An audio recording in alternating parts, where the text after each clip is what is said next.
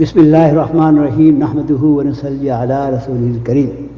ایک آیت صحابہ حضرت عمر رضی اللہ تعالیٰ عنہ کی حالت۔ حضرت عمر تعالیٰ عنہ بسا اوقات ایک ٹنکا ہاتھ میں لیتے اور فرماتے کاش میں یہ ٹنکا ہوتا، کبھی فرماتے کاش مجھے میری ماں نے جنا ہی نہ ہوتا۔ ایک مرتبہ کسی کام میں مشغول تھے، ایک شخص آیا اور کہنے لگا کہ فلاں شخص نے مجھ پر ظلم کیا ہے، آپ چلتے مجھے بدلہ دلوا دیجیے۔ آپ رضی اللہ عنہ نے اس کو ایک درہ مارا کہ جب میں اس کام کے لیے بیٹھتا ہوں اس وقت تو آتے نہیں، جب میں دوسرے کاموں میں مجبور ہو جاتا ہوں تو آ کر کہتے ہیں کہ بدلہ دلوا۔ وہ شخص چلا گیا۔ آپ رضی اللہ عنہ نے آدمی بھیج کے اس کو بلوایا اور درہ اس کو دے کے فرمایا کہ بدلہ لے لو۔ اس نے عرض کیا میں نے اللہ کے واسطے معاف کیا، گھر تشریف لائے، 2 رکعت نماز پڑھی۔ اس کے بعد اپنے آپ کو خطاب کر کے فرمایا اے عمر تو کمینہ تھا، اللہ نے تجھ کو اونچا کیا، تو گمراہ تھا، اللہ نے تجھ کو ہدایت کی، تو ذلیل تھا، اللہ نے تجھے عزت دی، کہ لوگوں کا بادشاہ بنایا۔ اب ایک شخص آ کر کہتا ہے کہ مجھے ظلم کا بدلہ دلوا دے تو اس کو مارتا ہے، کل کو قیامت کے دن اپنے رب کو کیا جواب دے گا؟ بڑی دیر کے اسی طرح اپنے آپ کو ملامت کرتے رہے۔ آپ رضی اللہ عنہ کے غلام حضرت اسلم عنہ کہتے ہیں کہ میں ایک مرتبہ حضرت عمر عنہ کے ساتھ حرہ کی طرف جا رہا تھا، ایک جگہ آگ جلتی ہوئی جنگل میں نظر آئی۔ حضرت عمر عنہ نے فرمایا کہ شاید یہ کوئی قافلہ ہے جو رات ہو جانے کی وجہ سے شہر میں نہیں گیا، باہر ہی ٹھہر گیا، چلو اس کی خیر خبر لیتے ہیں، رات کو حفاظت کا انتظام کریں۔ وہاں پہنچے تو دیکھا کہ ایک عورت ہے جس کے ساتھ چند بچے ہیں جو رو رہے ہیں اور چلا رہے ہیں، اور ایک دیگچی چولہے پر رکھی ہے جس میں پانی بھرا ہوا ہے اور اس کے نیچے آگ جل رہی ہے۔ انہوں نے سلام کیا اور قریب آنے کی اجازت لے کے اس کے پاس گئے اور پوچھا کہ بچے کیوں رو رہے ہیں؟ عورت نے کہا کہ بھوک سے لاچار ہو کے رو رہے ہیں۔ دریافت کیا کہ اس دیگچی میں کیا ہے؟ عورت نے کہا کہ پانی بھر کر بہلانے کے واسطے آگ پر رکھ دی ہے کہ ذرا ان کو تسلی ہو جائے اور سو جائیں۔ امیر المومنین حضرت عمر عنہ کا اور میرا اللہ ہی کے یہاں فیصلہ ہوگا کہ میری اس دنگے کی خبر نہیں لیتے۔ حضرت عمر عنہ رونے لگا، فرمایا کہ اللہ تجھ پہ رحم کرے، بھلا عمر کو تیرے حال کی کیا خبر ہے؟ کہنے لگی کہ وہ ہمارے امیر بنے اور ہمارے حال کی خبر بھی نہیں رکھتے۔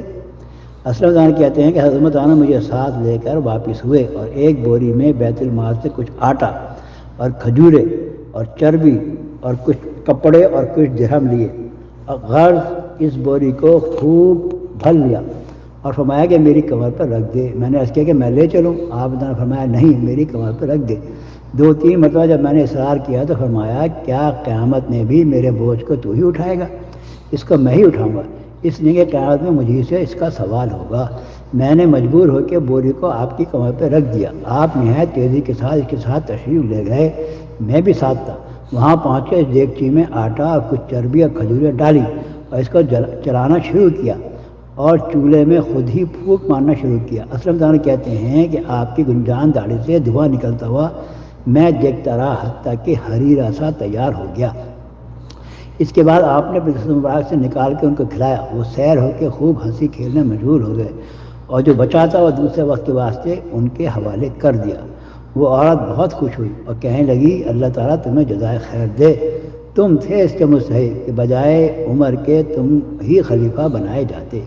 حضرت نے اس کو تسلی دی اور فرمایا کہ جب تم خلیفہ کے پاس جاؤ گی تو مجھ کو بھی وہیں پاؤ گی۔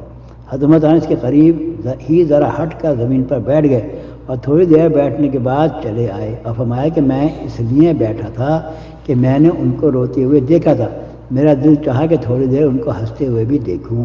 صبح کی نماز میں اکثر سورہ کہف، طٰہٰ وغیرہ بڑی صورتیں پڑھتے اور روتے کہ کئی صفوں تک آواز جاتی۔ ایک مرتبہ صبح کی نماز میں سورہ یوسف پڑھ رہے تھے، انما اشکو بثی وحزنی الی اللہ پر پہنچے تو روتے روتے آواز نہ نکلی۔ تہجد کی نماز میں بعض مرتبہ روتے روتے گر جاتے اور بیمار ہو جاتے۔ فائدہ یہ ہے اللہ کا خوف اس شخص کا جس کے نام سے بڑے بڑے نامور بادشاہ ڈرتے تھے، کانپتے تھے۔ آج بھی 1350 برس کے زمانے تک اس کا دبدبہ مانا ہوا ہے۔ آج کوئی بادشاہ نہیں، حاکم نہیں، کوئی معمولی سا امیر بھی اپنی رعایا کے ساتھ ایسا برتاؤ کرتا ہے۔ جو کچھ پڑھا گیا اللہ ہمیں اس پہ عمل کی توفیق نصیب فرمائے۔